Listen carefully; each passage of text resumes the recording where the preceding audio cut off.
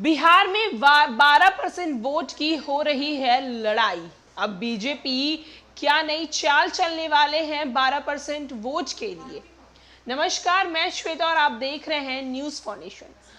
जहां एक तरफ बिहार में महागठबंधन की सरकार है, जहां चाचा भतीजे की सरकार चल रही है, तो वहीं बीजेपी लगातार बिहार की राजनीति में काफी ज्यादा सक्रिय नजर होती आ रही है। पिछले 6 महीने पहले जिस तरीके से नीतीश कुमार ने बीजेपी को बिहार की सत्ता से बाहर का रास्ता दिखाया है, उनके साथ को छोड़कर आरजेडी से महागठबंधन की सरकार बना ली, उसके बाद लगातार बीजेपी का जो निशाना है वो बिहार है। हर हाल में अपनी सत्ता को वापस पाने के लिए बीजेपी हर एक प्रयास में जुटी हुई है। वहीं आपको बताते चलें कि अगर बीजेपी की तरफ से गृह मंत्री अमित शाह की बात करें तो वो अब तक बिहार में 3 से 4 बार बिहार के दौरे पर आ चुके हैं। वहीं 12% वोट की दरअसल लड़ाई चल रही है। बीजेपी चाहती है कि जो 12% वोट है वो हर हाल में बीजेपी के खाते में ही आए, इसके लिए वो हर एक प्रयास में जुटी हुई है। क्या कुछ 2024 और 2025 के चुनाव के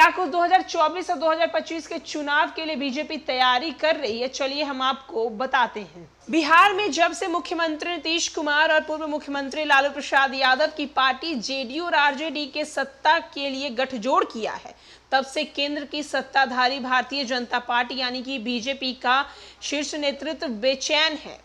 उसे अगले साल लोकसभा चुनाव की चिंता सता रही है। इसीलिए पार्टी के चाणक्य कहलाने वाले केंद्रीय गृह मंत्री अमित शाह पिछले 6 महीने में 4 बार बिहार राज्य का दौरा कर चुके हैं।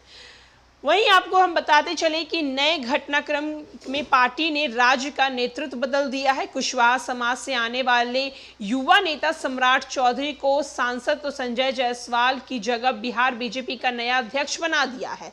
चौधरी अभी बिहार विधान परिषद के सदस्य हैं। सम्राट चौधरी की ताजपोशी को मुख्यमंत्री नीतीश कुमार के लव कुश वोट बैंक में सेंधमारी के तौर पर देखा जा रहा है। 2 दशक पहले लव कुश सम्मेलन बुलाने वाले नीतीश कुमार के इर्द गिर्द ही इस समाज का वोट घूमता रहा है। नीतीश लंबे समय तक इसके बड़े नेता बने रहे हैं, लेकिन अब बीजेपी ने उपेंद्र कुशवाहा और सम्राट चौधरी के बहाने लव कुश समीकरण को तोड़ने की कोशिश की है। राज्य में कुशवाहा समाज का वोट बैंक करीब 5 से 6% माना जाता है, जबकि लव यानी कि कुर्मी समुदाय की आबादी 2.5 से 3% मानी जाती है। कुशवाहा समाज को इस बात का लंबे समय से मलाल रहा है कि हिस्से वाले आबादी के नेता ने उन सबों पर राज किया है और उसके हिस्से में राजनीति उपेक्षा ही हो रही है। इससे पहले जब पूर्व केंद्रीय मंत्री उपेंद्र कुशवाहा ने नीतीश की पार्टी से नाता तोड़कर अपनी नई पार्टी बनाई थी, तो उन पर भी डोरे डालने के लिए केंद्र सरकार ने कुशवाहा का सुरक्षा घेरा बढ़ाते हुए Y+ कैटेगरी दे दी थी। इससे पहले फरवरी में बीजेपी ने नीतीश के 2 कट्टर सियासी दुश्मनों को अपने साथ लाया था, जहां एक तरफ वीआईपी के नेता और राज्य के पूर्व मंत्री मुकेश सहनी की भी सुरक्षा घेरा बढ़ाकर Y+ कर दिया गया। वहीं जनवरी में लोक जनशक्ति पार्टी रामविलास के प्रमुख चिराग पासवान का भी सुरक्षा घेरा अपग्रेड कर Z कैटेगरी कर दिया गया। इन चारों नेताओं के समाज का कुल वोट शेयर करीब 12% होता है। बीजेपी की हालिया कोशिश को आरजेडी ने बेअसर करार दिया है। वहीं पूर्व एमएलसी और राजद नेता डॉक्टर उपेंद्र प्रसाद ने बातचीत करते हुए बताया था कि कुशवाहा समाज डॉक्टर लोहिया की समाजवादी विचारधारा का पोषक रहा है और मुनावादी विचारों का विरोध रहा है। इसीलिए सम्राट चौधरी से लेकर उपेंद्र कुशवाहा तक की गई बीजेपी की ताज़ा कोशिशें समाज पर असर डालने में कारगर नहीं होगी। दरअसल बीजेपी इन कोशिशों के जरिए इन नेताओं से जुड़े जातीय वोट बैंक को अपने पाले में करना चाहती है, क्योंकि उसे 2024 के आम चुनाव में 2015 के चुनाव परिणाम जैसे हर्ष होने का आदेश है। 2015 में विधानसभा चुनाव में जब नीतीश और लालू ने कांग्रेस के साथ महागठबंधन बनाकर चुनाव लड़ा था, तो कुल 41.84% वोट मिले थे, जबकि बीजेपी की अगुवाई वाली एनडीए को सिर्फ 34.59% वोट मिले थे।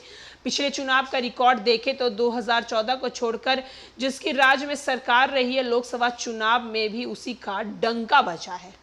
जहां उपेंद्र कुशवाहा से लेकर चिराग पासवान तो वहीं मुकेश सहनी को भी उन्होंने सिक्योरिटी दी है। जहां एक तरफ ये देखा जा रहा है कि बीजेपी हर हाल में बिहार में अपनी सत्ता को वापस से पाना चाहती है और महागठबंधन की सरकार को बिहार की सत्ता से बाहर का रास्ता दिखाना चाहती है। इसके लिए वो जाति वोट बैंक खेल रही है। जहां एक तरफ बीजेपी का जो अब निशाना है 12% वोट पर बीजेपी की अब नजर है। आने वाले चुनाव में देखा जाएगा कि बीजेपी क्या कुछ कमाल करती है, लेकिन जो अभी बीजेपी की जो नजर है वो सिर्फ और सिर्फ 12% वोट पर नजर है। और भी न्यूज और अपडेट के लिए देखते रहे न्यूज़4 नेशन।